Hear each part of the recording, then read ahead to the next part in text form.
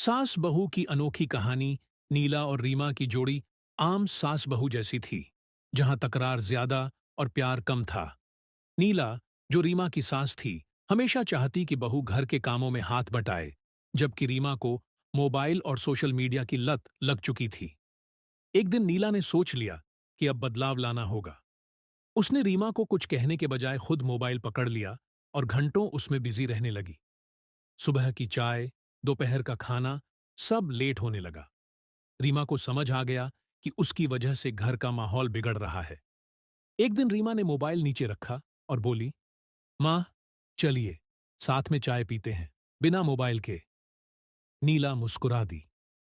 उस दिन के बाद घर में फिर से हंसी खुशी लौट आई और मोबाइल बस जरूरत के लिए इस्तेमाल होने लगा। बहुत समय पहले एक छोटे से गांव में राधा नाम की एक विधवा महिला रहती थी। उसका पति बहुत पहले एक दुर्घटना में चल बसा था और उसके बाद राधा को अकेले ही अपनी दो छोटी बच्चियों की परवरिश करनी थी। गांव में किसी के पास इतना काम नहीं था कि वह राधा को मदद दे सके। लेकिन राधा के अंदर कुछ अलग ही ताकत थी, वह हार मानने वाली नहीं थी। वह दिन रात मेहनत करती, कभी खेतों में काम करती, कभी बकरियां चराती और कभी कपड़े सिलने का काम करती। गांव में एक छोटे से व्यापारी ने राधा की कड़ी मेहनत को देखा और उसे अपने कपड़े बनाने के काम में शामिल किया। अब राधा को एक नियमित आय मिल रही थी, लेकिन उसका संघर्ष खत्म नहीं हुआ था। वह अपने बच्चों को अच्छे से पढ़ाने और उन्हें अपने पैरों पर खड़ा करने के लिए दिन रात काम करती रही। कुछ साल बाद उसकी मेहनत रंग लाए। उसकी बेटियां अब अच्छे स्कूलों में पढ़ाई कर रही थीं।